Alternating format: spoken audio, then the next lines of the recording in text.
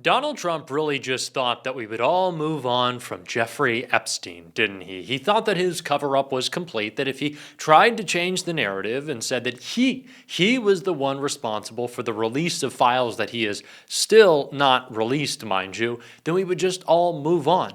But of course that's not going to be the case because Donald Trump keeps on bringing attention to his cover-up by freaking out every time he mentions it. And that is exactly what just happened as Marjorie Taylor Greene went public with new information about the cover-up that Donald Trump is terrified of, so much so that he is now threatening her and worse, her kids. We are going to get into it all, but before we do, if I could quickly ask you to leave a like on this video, and if you haven't already and you enjoy our channel, to hit that subscribe button because it goes a long way in supporting our work. Now, before we get into these threats and the insane Trump post that led to them all, I want to start with someone who has been keeping us updated on new Epstein information every single day. It's Robert Garcia, and what he shared right here is incredibly important to what Marjorie Taylor Greene's going public with. We have been having some conversations with the Department of Justice. So, of course, we're encouraging the Attorney General, we're encouraging the DOJ to release all the files. And as a reminder, they don't even need a law in place to do so. The president has the power right now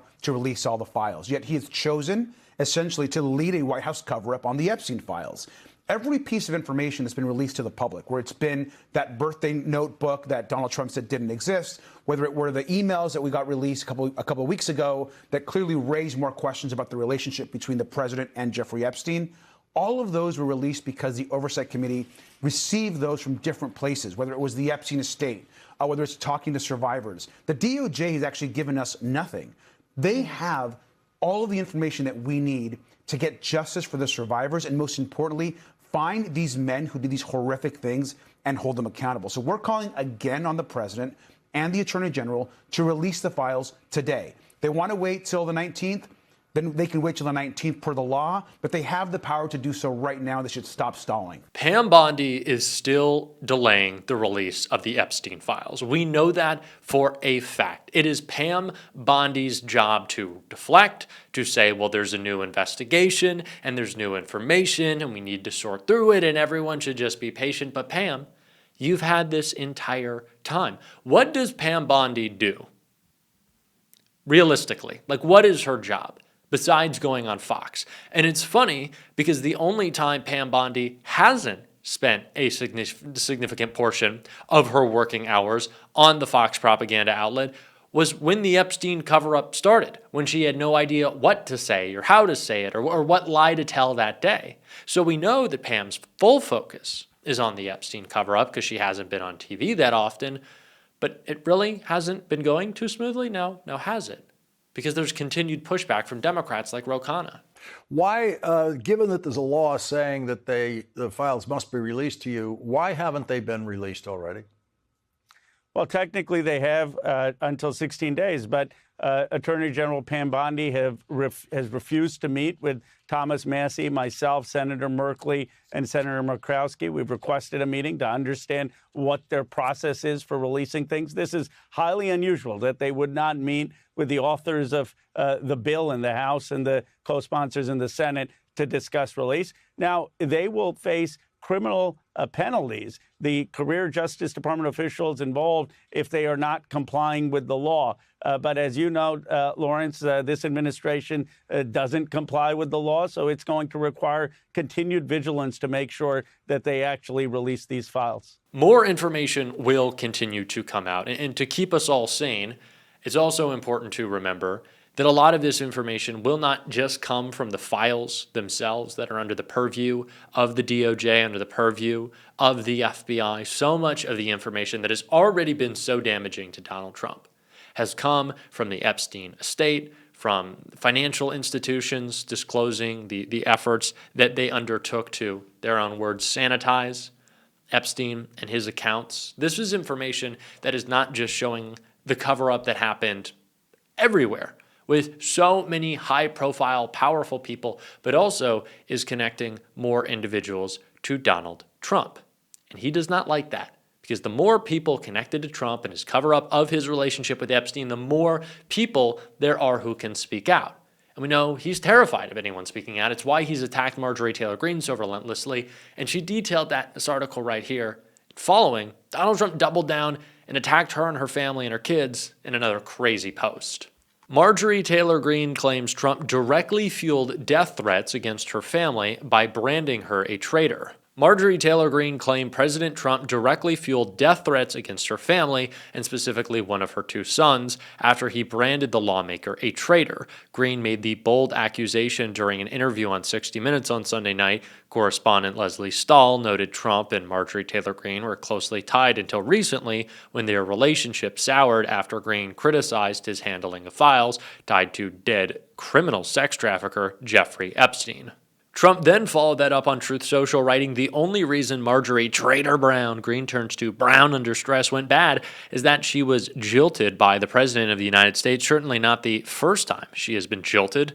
New word for Don there, I guess. Too much work, not enough time, and her ideas are now really bad. She sort of reminds me of a rotten apple. Marjorie is not America First or MAGA because nobody could have changed her views so fast, and her new views are those of a very dumb person. That was proven last night when washed-up, Trump-hating 60 Minutes correspondent Leslie Stahl, who still owes me an apology for when she attacked me on the show with serious conviction that Hunter Biden's laptop from hell was produced by Russia, not Hunter himself, totally proven wrong, interviewed a very poorly prepared traitor who is, in her confusion, made really stupid statements. How many times can Donald Trump do quotes? Can we just start with that? And then I'm done with that. I want to talk about a lot with Marjorie Taylor Greene. The first and most important thing to me, before I address the Trump of it all, and how he's threatening her and attacking her, is, did you see the Marjorie Taylor Greene post? Because, okay, let me give some context. First of all, Marjorie Taylor Greene pushed by Dana Bash, saying that you've contributed to the climate of political violence, right? That you have issued threats against people for hell, like, for fuck's sake, she was, January 6th, she was there. She was encouraging it. She got that pushback from Dana Bash. She said, Dana, you know what? I'm sorry. And I've been thinking about this a lot lately, and I want to change. I want to be better. I don't want to contribute to a culture of political violence. And I was a little stunned by that, and I didn't take it seriously, because why would I take Marjorie Taylor Greene seriously? Until she recently made a post, and get this, about Donald Trump's threats against Alyssa Slotkin, Jason Crow, Mark Kelly, all of these folks, right? Well, we have seen him say that they're guilty of treason, that they need to be hung for saying don't obey illegal orders. But Marjorie Taylor Greene, seeing all those threats from Donald Trump, I want to read this post directly. She said nothing. She said nothing. She didn't say Donald Trump is threatening to kill Democrats in Congress. She didn't say this is despicable, this needs to be stopped. She didn't say Mark Kelly is simply exercising his First Amendment right. She didn't say any of that. I don't want her family to be threatened, but my God, on what planet should I take her seriously? Why do I have to offer Marjorie Taylor Greene grace? She's got a big platform of a lot of people who listen to what she says, who hang on every word in the MAGA base. She says it herself. Oh, I'm a bigger player in the MAGA base than anyone else. That's what Marjorie Taylor Greene says. But when it comes to the death threats, and we heard them, Alyssa Slotkin posted the people calling her, patrolling her home, her office in the Senate. Death threats. Marjorie Taylor Greene said fucking jack shit. So I can't really care. I'm sorry. I just don't. I don't care. Oh, Donald is threatening me. Oh my God. Yeah, he threatens everybody. You were a part of it up until it hurt you. And then, after making the bold claim that 3 ghosts visited you in the night on Christmas Eve and all was going to be changed, and, Tiny Tim was getting a turkey, and I only remember the Muppet version. I don't know who the kid's name was. That calls in the morning, and he gives him the shillings, and then he throws the bag, the Muppet, the little mouse, and it doesn't matter. But Marjorie, you haven't changed. You haven't. So where do you expect my empathy to come from? Where do you expect my care to come from? I'm not throwing Marjorie Taylor Greene a parade. I'm just simply not going to do it. It is outlandish to think that I should, or any of us should, give her credit when she doesn't deserve it. She hasn't earned it. Seriously, I'm just so sick and tired of this. Like I am. Oh my God. I've been a supporter of Donald Trump since 2015 when he was telling people in the crowd to beat up protesters. And now I finally realized that he promotes political violence, but it only matters when it's about me. Me. What? I don't care. I do not care, Marjorie. I'm sorry. You may disagree with me, but I don't know. I don't buy it. I'm not going to. She is childish. I appreciate the work, let me find the words. I appreciate that she did stand up to Trump on Epstein. I do. Wouldn't have been possible without her, but I think it was a play. This all seems like a play to me. It's a good one, right? She's getting interviews and sympathy as if she is a rational, good faith actor, which she's not. But I just don't buy it. I'm not gonna. All these people are childish. Jen Psaki broke it down perfectly here. What would have happened if Joe Biden or Barack Obama, or frankly any president before them or in between them, stood before a national audience and suggested we change the name of American football to appease a European-based soccer league? When you look at what has happened to football in the United States, again, soccer in the United States, we seem to never call it that because we have a little bit of a conflict with another thing that's called football. But when you think about it, shouldn't it really be called? I mean, this is football. There's no question about it. We have to come up with another name for this. Yeah. It really doesn't make sense when you think about it. It is really football. That is, again, the leader of the Republican Party, a party that once tried to change the name of French fries to freedom fries, remember that? Just to spite the nation of France in that case, suggesting that American football give up its name to accommodate soccer.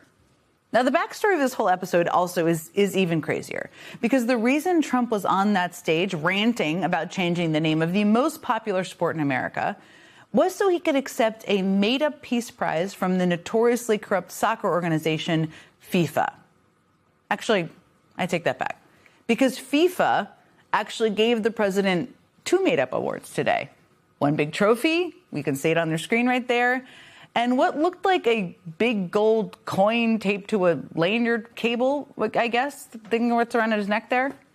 It was all a part of what they are calling the FIFA Peace Prize, an award that is not a real thing and never existed before this year and was clearly just invented to make Trump feel good about himself. Never mind the fact that the organization handing out this so-called Peace Prize has been accused of everything from corruption and bribery to abusing migrant workers building soccer stadiums in the Middle East. That's the organization that gave it out, which basically means that, the irony doesn't even begin to tell the story here. It's completely crazy and totally ironic. These people are a joke. I don't trust them. I'm going to continue to call them out. And if you want to support that work on this show, as always, you can hit that subscribe button, leave a like on this video. If you stuck around to the end, drop a blue heart in the comments. And if you want to support the show in another way, you can click right here to check out my interview with Governor Gavin Newsom. We had an absolute blast. It is a fantastic interview. I think you will really enjoy. We actually did talk about Marjorie Taylor Greene. So take a look at that. Keep on fighting, y'all. Don't let them silence you. And until next time, I'll see you soon.